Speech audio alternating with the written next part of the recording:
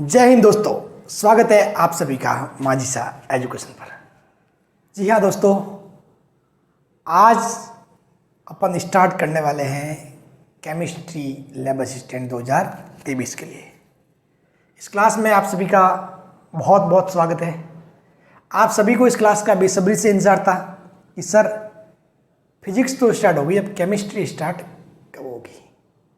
हालांकि अपने शेड्यूल के अकॉर्डिंग केमिस्ट्री की क्लास 27 से ही स्टार्ट होनी थी, लेकिन लेट हो गया। लेट क्यों हुआ, जो मेरे साथ जुड़े हुए उन सभी को पता है।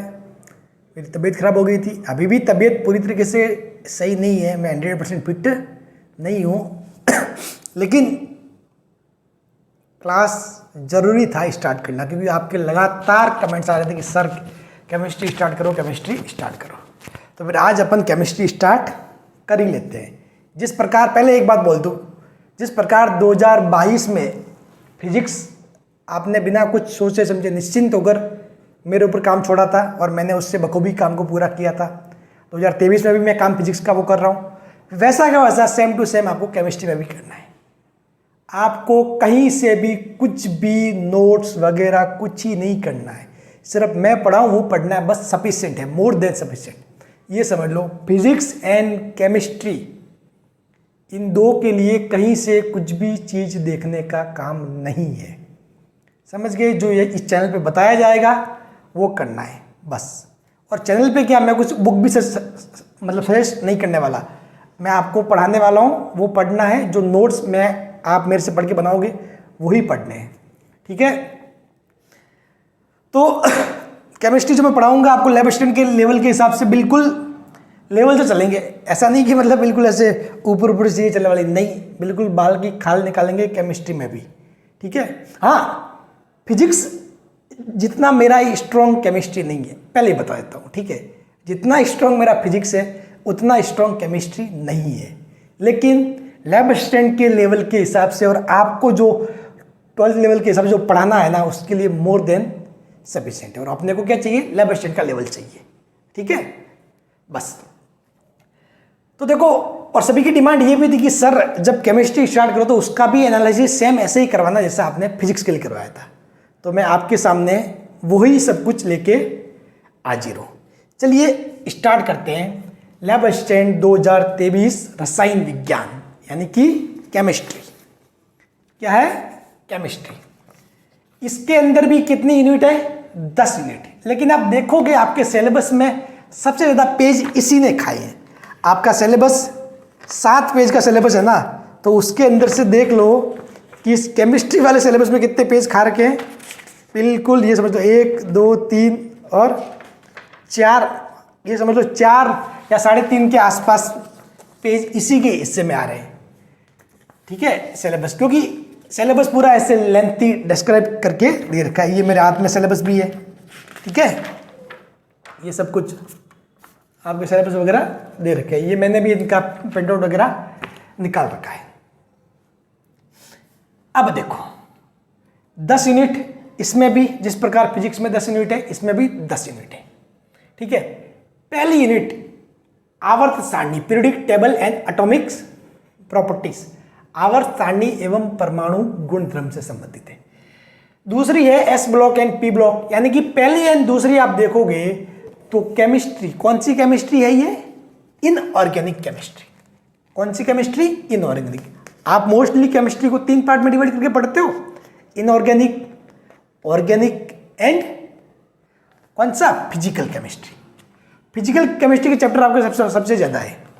स्टार्टिंग के 2 इनऑर्गेनिक के हैं, फिर उसके बाद बीच वाले सारे फिजिकल केमिस्ट्री के टॉपिक है, उसके बाद लास्ट वाले 2 ऑर्गेनिक केमिस्ट्री के टॉपिक आपके आते हैं, ठीक।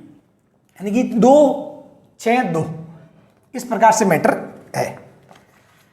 अब देखिए पहला कि आवर्त सारणी एवं परमाणु गुणधर्म, इससे 2016 में कितने सवाल पूछे गए, तो देखोगे तो 2016 में 5 सवाल पूछे गए थे, पांचों के पांचों थ्योरेटिकल थे।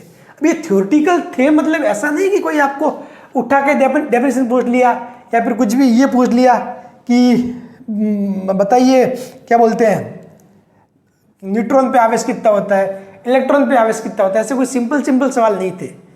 बाल की खाल निकालने वाले सवाल थे, और 2016 वाले तो तगड़े ही थे। 2016 आप मान के चलो फिजिक्स, केमिस्ट्री, बायोलॉजी तीनों ही 2016 में बहुत टफ थे। आप पेपर मैंने आपके साथ शेयर किए हुए हैं, आप उनको उठा के देख लेना, ठीक है। तो 2016 में थ्योरी के 5 क्वेश्चन पूछे, टी यानी कि थ्योरी, जहाँ पे एन आ जाए 5 न्यूमेरिकल। 2018 में भी 5 क्वेश्चन। अब 2022 में आपको पता है 2 शिफ्ट में एग्जाम हुए थे, एक तो 28 वाली शिफ्ट, एक 29 वाली। तो 28 वाली में 3 सवाल आए थे, 29 वाली में 2 सवाल आए थे, ठीक। अब बात करते हैं दूसरे की। दूसरा है जिसमें आपको एस ब्लॉक और पी ब्लॉक जो एलिमेंट है उनके रिगार्डिंग सब कुछ पढ़ना है, ठीक है। तो S block and P block, ये जब आवर्त सारणी पढ़ेंगे सब कुछ, ये नया, पूजा, असलम, सब भिखारी, सारी वो शॉर्ट टिके वगैरह आएगी, बैंगन, आलू, गाजर, थेला, आपने पढ़े होंगे, ठीक है। तब ये बहुत मज़ा आएगा, ये भी बहुत इंटरेस्टिंग है, ठीक है, और बहुत अच्छे से अपन पढ़ेंगे। तो 2016 में इसके थ्योरी के कितने 5 क्वेश्चन पूछे गए थे। 2018 में इसमें एक ही क्वेश्चन आया थ्योरी का 1। अब क्या इसमें थोड़ा सा मतलब बहुत बार क्या होता है, इनको बांटने में थोड़ा सा, जब मैं सवालों को, क्वेश्चन को सिलेक्ट करके से बांट रहा था कि कौन सा किस चैप्टर में आएगा, तो कहीं ना कहीं हो सकता है आपको थोड़ा बहुत कंफ्यूजन रह जाए, क्योंकि भाई क्वेश्चन क्या है, थोड़ा कॉन्सेप्ट यहाँ से आ गया, थोड़ा कहीं से यहाँ से आ गया, आयनिक साम्य से ले लिया, या किसी दूसरा कोई कॉन्सेप्ट ले लिया, तो थोड़ा बहुत ऊपर नीचे हो सकता है, ठीक है। आपको लगे कि नहीं सर इस चैप्टर से तो 4 क्वेश्चन थे, उसको आप उसमें कैसे मान सकते हो, तो उसको लगे उतना आपको सीरियस होने की जरूरत नहीं है, ठीक है। ये अपन ठीक ठाक कि हाँ भाई ये सवाल इससे संबंधित था, इससे ज़्यादा लिंक रखता है, तो अपन ने इसमें डाल दिया, बस ये।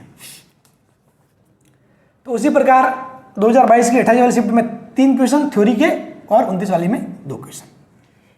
फिर उसके बाद आते हैं केमिकल इक्विलिब्रियम, बहुत मस्त चैप्टर है, ठीक है। वैसे कि इसमें पता अभी आवर्त सारणी वगैरह ये तो जब हम चैप्टर पढ़ेंगे तो सारा पढ़ लेंगे, बाकी ये अपने को क्या पढ़ना है ये सब कुछ। जैसे कि इसमें देखोगे तो अपन क्या पढ़ेंगे, इलेक्ट्रॉन, प्रोटॉन, न्यूट्रॉन, बिल्कुल अपन कहाँ से, परमाणु से स्टार्ट करेंगे, ठीक है। फिर अपन क्वांटम संख्या पढ़ेंगे, ऑब्बो सिद्धांत, फिर एस कक्षक, पी कक्षक वगैरह, हुंड का नियम, आवर्त सारणी, ठीक है। फिर सब कुछ ये आयनन विभव वगैरह सारी चीज़ें इसमें आने वाली है, जो अपन जब ये चैप्टर स्टार्ट करेंगे तब अपन देख लेंगे। फिर एस ब्लॉक, पी ब्लॉक में इसमें जो सारे जो है उनके जो इलेक्ट्रॉनिक विन्यास वगैरह है, इसमें जो भी एलिमेंट है उनके रिगार्डिंग पढ़ेंगे, उनकी विशेषता क्या है, उनकी केमिकल प्रॉपर्टीज, फिजिकल प्रॉपर्टीज वगैरह सारी चीज़ें पढ़ने वाली है। अब ये रासायनिक साम्य वाला चैप्टर है केमिकल इक्विलिब्रियम, ये बहुत ही मस्त चैप्टर है, बहुत ही शानदार, ठीक है। इसको पढ़ने में मज़ा भी आता है, जिसको समझ में आ जाता है ना उसको पढ़ने में मज़ा भी आ जाता है, और मैं समझाऊंगा तो सब बात समझ में आ ही जाएगा। शर्त ये कि आप ध्यान से देखोगे तो, ठीक है। बस ध्यान से देखने की ज़रूरत है, वीडियो को बिना कुछ स्किप किए डेफिनेटली समझ में आएगा, नो डाउट, ठीक है। तो इसके देखोगे तो 2016 में थ्योरी के 3 क्वेश्चन थे, 2018 में थ्योरी का 1, 2022 में 28 वाली शिफ्ट में 2, और ये 29 वाली शिफ्ट में 2। उसके बाद ये आयनिक साम्य, आयोनिक इक्विलिब्रियम, रासायनिक साम्य से वैसे तो कुल मिला के ये नाम साम्य ही है, रासायनिक साम्य, आयनिक साम्य, लेकिन थोड़ा बहुत कुछ डिफरेंस पड़ जाता है। केमिकल इक्विलिब्रियम इजी पड़ता है मुकाबले आयोनिक इक्विलिब्रियम के। इसमें डिपेंड करता है कि सवाल किस टाइप को पूछते हैं। बहुत बार सवाल सिंपल से आ जाता है, आपको लगता है कि सवाल सिंपल है यार, इससे सिंपल सवाल आते हैं, कुछ पीएच से संबंधित आ जाए तो आप कर लोगे, लेकिन घुमा फिरा के सवाल पूछे तो आयनिक साम्य थोड़ा सा टफ पड़ता है, ठीक है। बाकी यहाँ देखोगे तो 2016 में 3 थ्योरी क्वेश्चन आए थे, एक न्यूमेरिकल आया था, 2018 में 5 थ्योरी क्वेश्चन।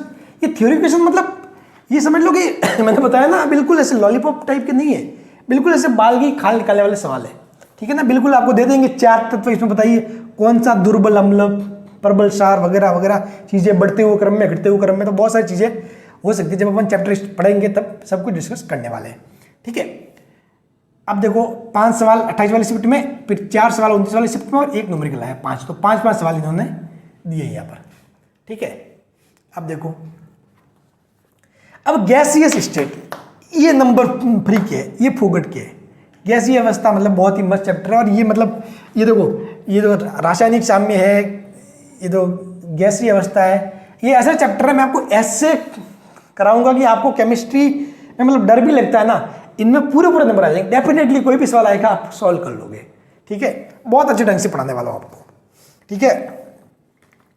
तो गैसीय स्टेट, इसमें देखो 3 सवाल आए थे 2016 में, 2018 में 4, फिर 2 और 29 को एक 4 और एक न्यूमेरिकल आया था 1, यानी न्यूमेरिकल ये समझ लो बहुत कम न्यूमेरिकल, यहाँ पूछा यहाँ पूछा। ये भी न्यूमेरिकल में कुछ बहुत बड़ी कुछ कैलकुलेशन नहीं होती, सिंपल सी चीज़ पूछी जाती है, सिंपल सी चीज़ पूछी, ठीक है। ये जैसे कि एन में यदि पीएच से संबंधित वगैरह, ठीक है, कि भाई एच आई इनकी सांद्रता क्या है, ठीक है, पीएच मतलब क्या हो जाएगा, अगर सांद्रता इतनी तो पीएच क्या हो जाएगा, ठीक है, नॉर्मलता मोलरता वाला कुछ न्यूमेरिकल आ जाए, ठीक है, वो सिंपल सी चीज़ें आती है। गैसीय स्टेट में भी ये सिंपल से न्यूमेरिकल होते हैं, बहुत कोई मतलब ऐसा कोई ज़्यादा नहीं, लेकिन हाँ कॉन्सेप्चुअल। इतनी बात मैं बता दूं कि केमिस्ट्री में आपको रटना बिल्कुल नहीं है, ये मत समझना कि मैं रट के काम कर लूँगा, हो सकता है रट के सिर्फ एसएनपी ब्लॉक के कुछ 1-2 सवाल आप सॉल्व कर लो, एसएनपी ब्लॉक के 1-2 सवाल आप रट के सॉल्व कर लो, बाकी रटने वाली चीज़ नहीं है इसमें, ठीक है, रटने वाली चीज़ नहीं है, रट के एटलीस्ट, क्योंकि अधीनस्थ बोर्ड पेपर बिल्कुल भी ऐसा नहीं बनाता, आपकी समझ डेवलप होनी चाहिए, केमिस्ट्री के कॉन्सेप्ट डेवलप होने चाहिए, तब जाके काम हो पाएगा, ठीक है ना, ऐसे सिंपली नंबर नहीं आने वाले, मैं साफ बता रहा हूँ, ठीक है। तो आप अगर कॉन्सेप्ट डेवलप करोगे, चीज़ों को सीखोगे, समझोगे, तो आपको कोई रटने का ही काम नहीं है, बिल्कुल ऐसे एग्जाम में। देखो एक बात हमेशा ध्यान रखना, जैसे कि मैथ्स हुई, फिजिक्स हुई, केमिस्ट्री भी मोस्टली, ये सब्जेक्ट ऐसे हैं मतलब जहाँ आप समझ सकते हो, एक बार चीज़ों को समझ लेना, समझी हुई चीज़ से माइंड क्या रहता है, बिल्कुल फ्री रहता है। एक आप चीज़ों को रटते हो जीके में भी बहुत सारी चीज़ें होती है जो आप अगर ट्रिक से याद करते हो तो बढ़िया है, अच्छी बात है, नहीं तो आप रटते हो ना तो रटी हुई चीज़ दिमाग में बाहर डालती है, और वो बाहर इतना पड़ जाता है कि वो फिर एग्जाम में तो याद आता ही नहीं, वो तो याद नहीं आता, उसके अलावा जो आपको याद होता है ना उसको भी ले डूबता है। इसीलिए चीज़ों को समझ समझ के खोपड़ी में डाला करो, ठीक है ना। जब जीके भी पढ़ो तो थोड़ा सा ऐसे मतलब अपने हिसाब से मैटर सेट करो, अपने हिसाब से बनाओ ट्रिक दूसरों की फॉलो करना मत बैठना, ठीक है ना। आप क्या करोगे, सर्च करोगे गूगल पे उसकी ट्रिक वगैरह, मत बैठो यार, अपने हिसाब से देखो ना भी, अपने हिसाब से जो भी नाम बनता है, श्याम का रबर नाम, जो भी लाइन आप कुछ भी रख के जीके में भी जो भी चीज़ें याद करनी वो अपने हिसाब से देखो, अपने हिसाब से दोगे तो बहुत अच्छा मजा आएगा, ठीक है ना। अब जैसे कि इवन केमिस्ट्री में भी कुछ चीज़ें हैं जो मैंने अपने हिसाब से, मतलब ऐसे जब मैं पढ़ता था ना लैब असिस्टेंट के लिए, तब मैंने अपने हिसाब से ऐसे सब कुछ बना रखा था, वो पेपर भी मेरे पास, मैं अभी दिखाता हूँ आपको, ठीक है। चलिए, तो ये देखो पेपर, मैं आपको बता रहा हूँ, जब लैब असिस्टेंट की तैयारी की थी तब ये चीज़ें देखो कितने पुराने हो गए, देख लिए पेपर, इसमें मैंने सब कुछ मतलब अपने हिसाब से लिख के दीवार पे चिपका रखे थे। अब ये क्या है एक्चुअली, ये आपको पता है जो वर्ग नाम है, ये जो पूर्व लग्न अनुलग्न, जब हम नामकरण पढ़ेंगे तब जो सीक्वेंस आते थे, ठीक है, ये सब कौन सा यौगिक, ठीक है, उनका क्या पूर्व लग्न क्या लगता है, अनुलग्न क्या होता है, ठीक है, ये सब कुछ चीज़ें, थायोल, एमीन, एमिनो, मर्केप्टो, हाइड्रोक्सी वगैरह जो चीज़ें लगती है ना, वो नामकरण से संबंधित है। उसके अलावा मैंने जो शॉर्ट ट्रिक देखो, मैंने कैसे ये सारे जो इफेक्ट, आई इफेक्ट है, एम इफेक्ट, उनके जो ये फॉर्मूले मैंने बिल्कुल देखो ऐसे, और इनको मैंने रूम में चिपका रखा था। फिर ये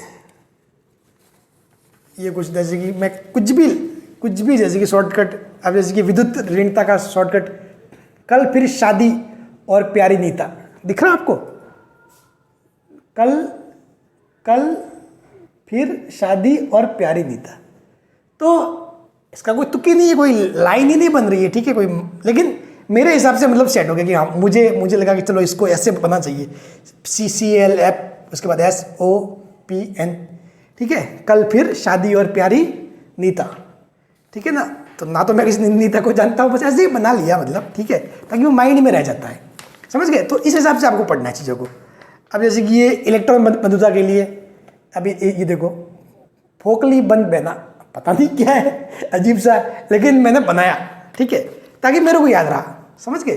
तो आपको भी चीज़ें उस हिसाब से सेट करनी है जो आपको याद रहे, किसी की शॉर्ट ट्रिक वगैरह फॉलो नहीं करनी है, ठीक है। अब जैसे कि मैं ये आपको दिखा रहा हूँ, ये जरूरी नहीं कि आपको हो सकता है अगर आपको लगे कि ठीक लग रही है, कि आपके भी माइंड में सही सेट हो रही है, मज़ा आ रहा है आपको, ठीक है, तो ठीक है। लेकिन बहुत बार क्या होता है, ज़बरदस्ती किसी ने, टीचर ने शॉर्ट ट्रिक बना दी, अब टीचर अपने हिसाब से बनाता है, उसके माइंड को क्या अच्छा लगता है, उसके माइंड में क्या चीज़ें, किस टाइप की चीज़ें जल्दी से सेट होती है, उसके हिसाब से बनाता है।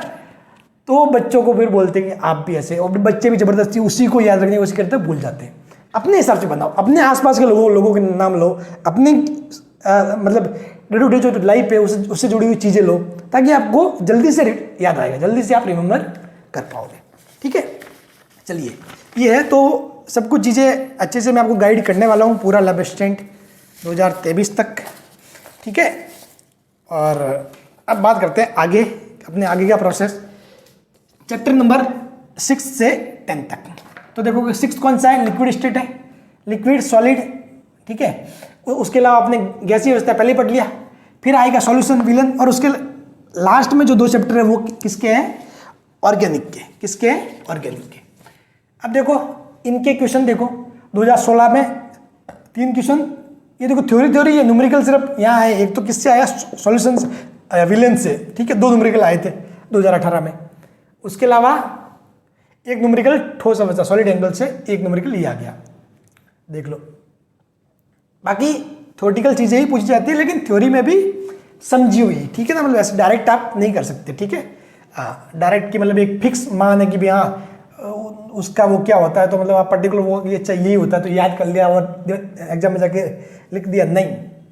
चीज़ें आपके समझी हुई है, फिर आपसे पूछेगा कि अगर ऐसा है तो ऐसा क्यों होता है, तो फिर आपको वहाँ ऑप्शन टिक करना कि अच्छा इसलिए ऐसा हो रहा है और ये सही होगा, ये बढ़ेगा, ये इतना घटेगा, ये सब कुछ। ठीक है, वो चीज़ें तो आप देख सकते हो। उसी प्रकार सॉलिड स्टेट में क्वेश्चन 3 क्वेश्चन यहाँ पे 3 2 3, सॉल्यूशन वाले में देख लो 3 क्वेश्चन, ये 5 क्वेश्चन 3 2। उसी प्रकार ये लास्ट के 2 चैप्टर कार्बनिक यौगिक एंड हाइड्रोकार्बन, इनमें से देख लो। यहाँ पे 28 वाले में 5 क्वेश्चन पूछ लिए थे हाइड्रोकार्बन से, तो 29 वाले में सिर्फ 2 ही पूछे। ठीक है, तो ये अधीनस्थ बोर्ड है। ठीक है ना, आगे पीछे चीज़ें हो सकती है। बाकी एक बात बताओ, इस जो नामकरण वाला चैप्टर है ना, ये नॉमेनक्लेचर यानी कि कार्बनिक यौगिक का नामकरण, तो नामकरण से संबंधित अभी तक जैसे कि 2016 में तो एक भी सवाल नहीं आया। ठीक है, 2018 में और 2028 वाला, 2022 29 2022 वाला, इनमें भी सवाल नामकरण से संबंधित 1-2 सवाल ही आए। लेकिन ऐसा नहीं है कि नामकरण नहीं पढ़ना, आपको जो IUPAC नामकरण है तो IUPAC नामकरण आपको पढ़ना ही है। ठीक है, ऐसे आप छोड़ के नहीं जा सकते, छोड़ के नहीं जाना है, और नामकरण पढ़ोगे तभी चीज़ें आगे भी सिंपल हो पाएगी आपके लिए। ठीक है ना, बाकी ये सवाल बहुत पूछे जाते हैं, समावेता वगैरह। ठीक है, नाभिक नहीं, इलेक्ट्रॉन्स नहीं इफेक्ट, ठीक है, इंडक्शन इफेक्ट, सारे ये सब कुछ चीज़ें आपसे पूछी जाती है। आप टेंशन मत लीजिए, मैं आपको सब कुछ पढ़ाने वाला हूँ। ठीक है, उसके अलावा हाइड्रोकार्बन्स, जिसमें ये एल्किन एल्काइन सब कुछ ये अपन पढ़ने वाले हैं। तो इस हिसाब से ये सारे 10 चैप्टर, और मैंने आपको बता दिया कि किस चैप्टर से किस ईयर में कितने क्वेश्चन पूछे गए थे। ठीक, बात क्लियर। तो इस प्रकार से ये अपने केमिस्ट्री में सब कुछ है। अब अपन बात करेंगे कि भाई मैं आपको किस हिसाब से पढ़ाने वाला हूँ आगे, और कौन सा टॉपिक सबसे पहले स्टार्ट करेंगे वो देखते हैं। चलिए अब देख तो ओवरऑल चीज़ों को कि भाई ओवरऑल क्या चीज़ें हुई है। ठीक है, वो देखते हैं। अगर 2016 की बात करें तो टोटल 35 क्वेश्चन पूछे गए थे, 2018 में 33। अब 2016 और 18 में पैटर्न दूसरा था, जिसमें आपको 100 क्वेश्चन थे जो फिजिक्स केमिस्ट्री और बायोलॉजी में बटने थे, लेकिन अभी सिर्फ 90 क्वेश्चन है जो फिजिक्स केमिस्ट्री और बायोलॉजी में बटने हैं। तो अब के जो 2022 के जो पैटर्न है उसके हिसाब से, और 2023 में जो पैटर्न रहेगा उसके हिसाब से सेम टू सेम रहेगा। 30 क्वेश्चन आएंगे। ठीक है, 30 सवाल, एक सवाल 2 नंबर का, मतलब आपका टारगेट 60 आउट ऑफ 60 आपको रखना है। बस वही टारगेट मान के अपन तैयारी करेंगे, 60 आउट ऑफ 60 क्वेश्चन, कहीं भी गलत नहीं होना चाहिए। ठीक, अब ये जो मैंने साइड में लिखे हैं ये आपको कुछ ओवरऑल क्वेश्चंस लिखे हैं। पहले तो मैं आपको बता दूं कि भाई अपने को पता है केमिस्ट्री को डिवाइड करते हैं इनऑर्गेनिक केमिस्ट्री, फिजिकल और ऑर्गेनिक। तो जो आपके चैप्टर है, चैप्टर नंबर 1, 2 किस में आगे, इनऑर्गेनिक में। 3 से 8वां केमिकल इक्विलिब्रियम, आयोनिक इक्विलिब्रियम, गैसीय state, liquid state, solid state, solution. ठीक है, ये नामकरण और सामान्य गुणधर्म वाला, एंड हाइड्रोकार्बन, ये आगे ऑर्गेनिक, ये फिजिकल में।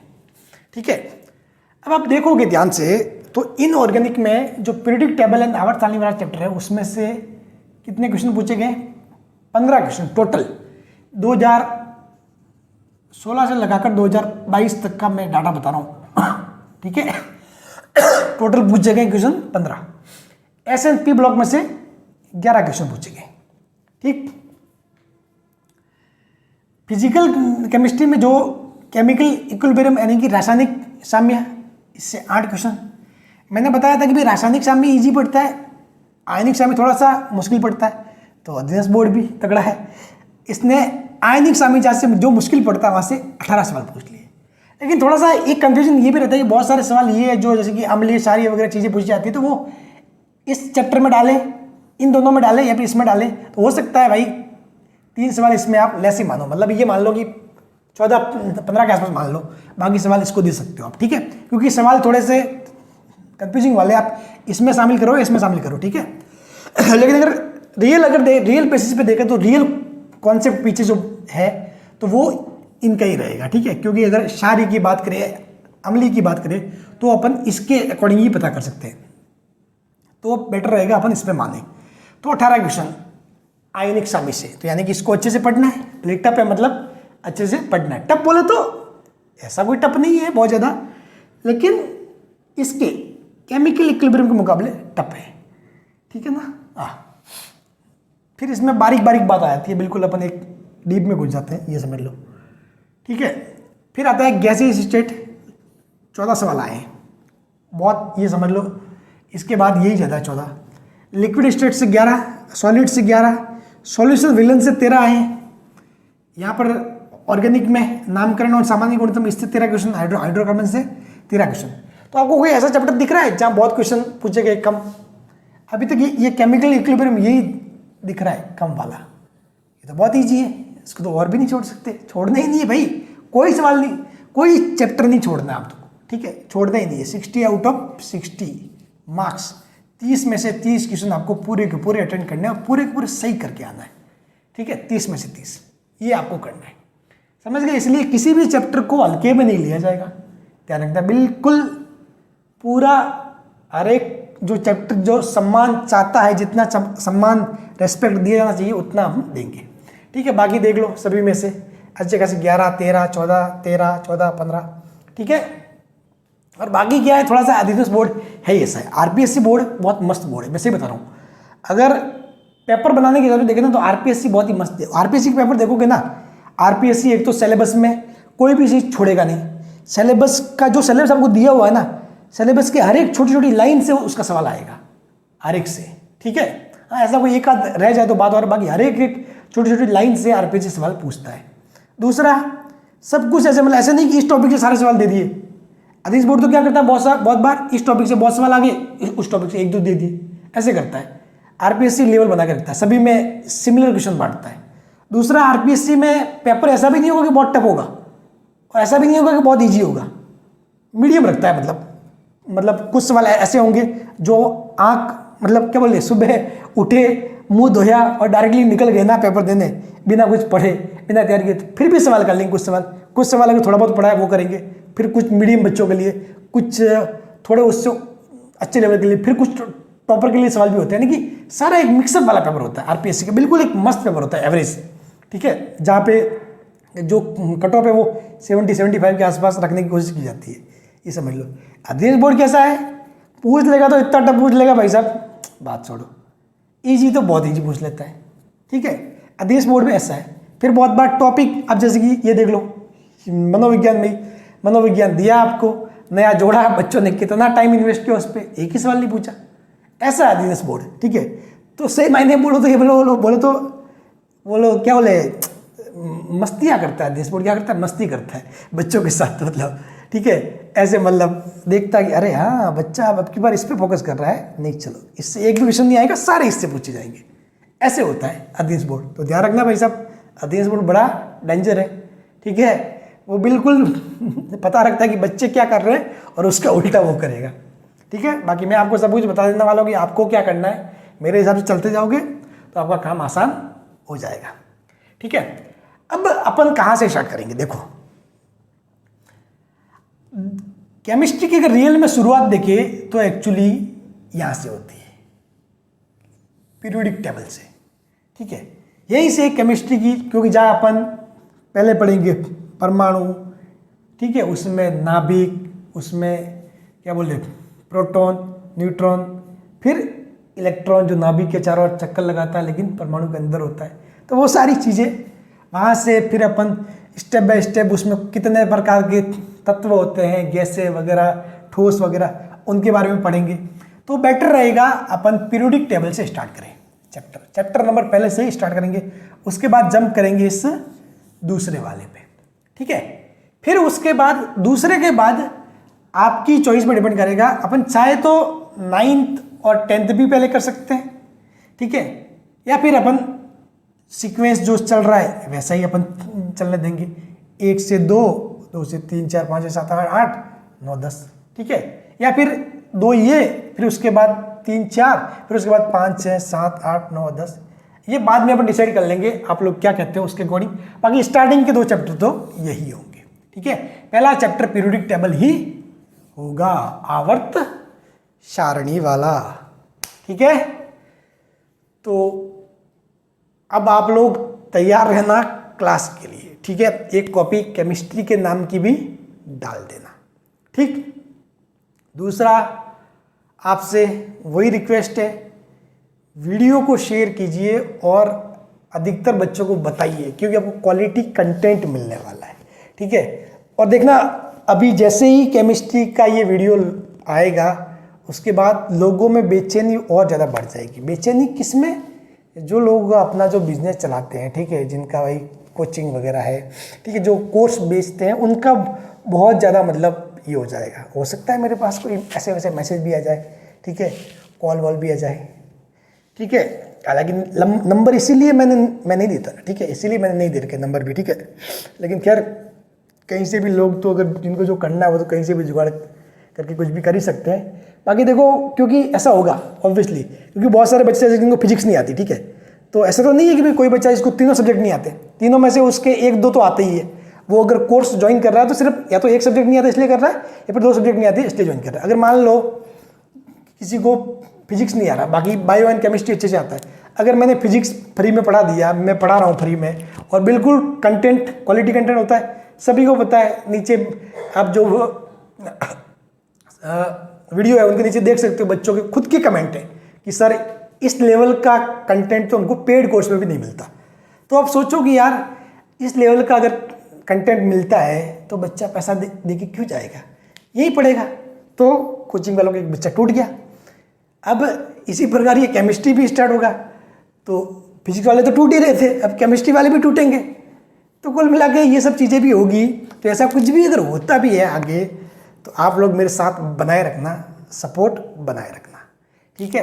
कुछ भी ऐसा कुछ होगा तो भी मैं आपको सूचना दे दूंगा कि आज देखो उसने ऐसी मस्ती करी मेरे साथ, मैं आपको बता दूंगा। और ऐसा गारंटी है, पक्का होगा, ये गारंटी है, आप लिख के ले लो, ठीक है।